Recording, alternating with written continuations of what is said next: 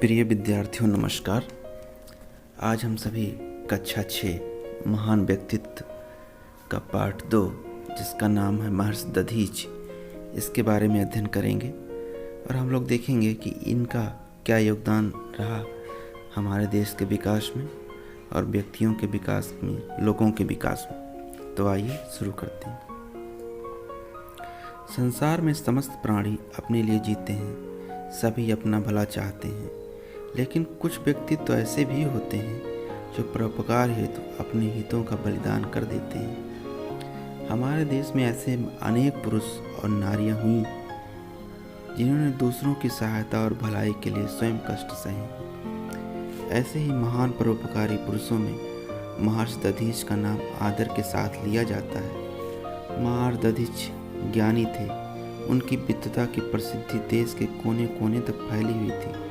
दूर दूर से विद्यार्थी उनके यहाँ शिक्षा लेने आते थे तथा सज्जनता, दयालुता, उदारता सभी यहाँ प्रेम से रहते हुए अच्छा व्यवहार करते थे। महर्षि दधीच नैमिषारण्य वर्तमान में सीतापुर उत्तर प्रदेश में है के घने जंगलों में मध्य आश्रम बनाकर रहते थे। उन्हीं दिनों देवताओं और असुरों में लड़ाई छिड़ गई। देवता धर्म का राज्य बनाए रखने का प्रयास कर रहे थे जिससे लोगों का हित होता रहे। असुरों के कार्य और व्यवहार ठीक नहीं थे। लोगों को तरह तरह से सताया करते थे। वे अपना प्रभुत्व स्थापित करने के लिए देवताओं से लड़ रहे थे। देवताओं को इससे चिंता हुई। देवताओं के हार जाने का अर्थ था असुरों का राज स्थापित हो जाना। वे पूरी शक्ति से लड़ रहे थे। बहुत दिनों से यह लड़ाई चल रही थी, लेकिन देवता हारने लगे। असुरों के उन्होंने हराने का बहुत प्रयास किया, लेकिन वे सफल नहीं हुए। हताश होकर देवतागण अपने राजा इंद्र के पास गए और बोले, राजन, हमें युद्ध में सफलता के आसार नहीं दिखाई पड़ते।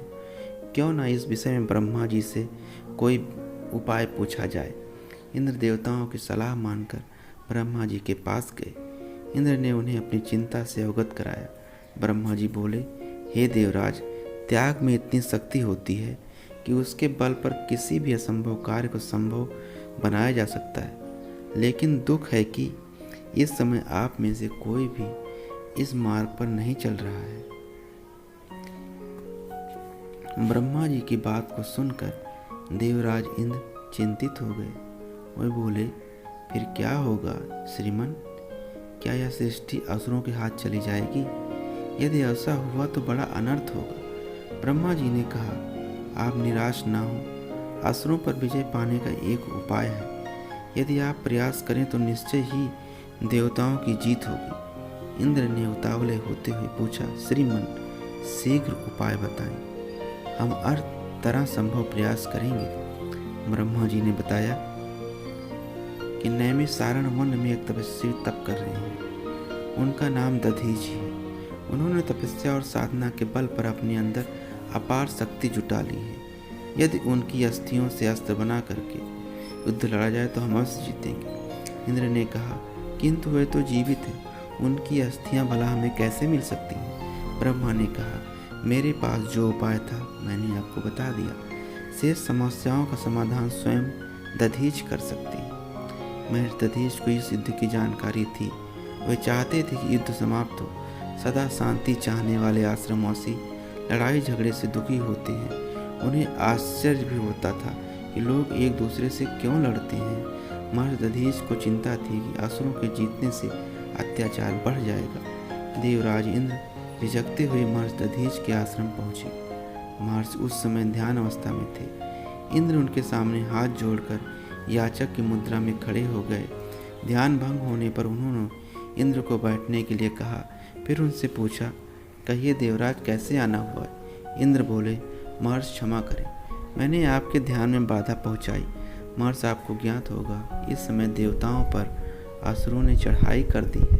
वे तरह तरह के अत्याचार कर रहे हैं। उनका सेनापति वृत्तासुर बहुत ही क्रूर और अत्याचारी है। उससे देवता हार रहे हैं। महर्षि ने कहा, मेरी भी चिंता की यही विषय है। आप ब्रह्मा जी से बात क्यों नहीं करते? इंद्र ने कहा, मैं इनसे बात कर चुका हूँ। उन्होंने उपाय भी बताया है, किंतु क्या? देवराज, आप रुक क्यों गए? साफ साफ बताइए। मेरे प्राणों की भी जरूरत होगी तो मैं भी संघर्ष स्वीकार करता हूँ, मैं अपने प्राण भी दे दूंगा। इंद्र ने बताया, इसके लिए मुझे आपकी शरीर की हड्डी की जरूरत है, उसी से वो उसका वध हो सकता है। उस अस्थियों से ब्रज बना।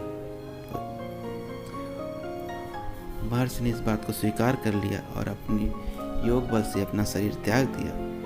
फिर उस अस्थियों को इंद्र ने इकट्ठा किया। अस्थियों से वज्र बना, जिसके प्रहार से वृत्तासुर मारा गया। असुर पराजित हुए और देवताओं की जीत हुई। महारथ दधीच को उनके त्याग के लिए आज भी लोग श्रद्धा से याद करते हैं। नैमिषारण्य में प्रतिवर्ष फागुन माह में उनकी स्मृति में मेले का आयोजन होता है। यह मेला महर्षि के त्याग और मानव सेवा के भावों की याद दिलाता है।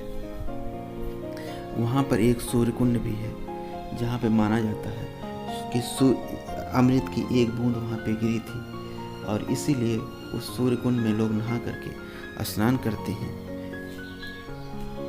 वहाँ पे आइए हम सभी रमणीय आधार पर आधारित प्रश्नों के दार्शनिक स्थल भी है। आइए इस पाठ पर आधारित देवताओं से हम लोग प्रश्न उत्तर को देखते हैं। असुर अपना प्रभुत्व स्थापित करने के लिए देवताओं से लड़ रहे थे।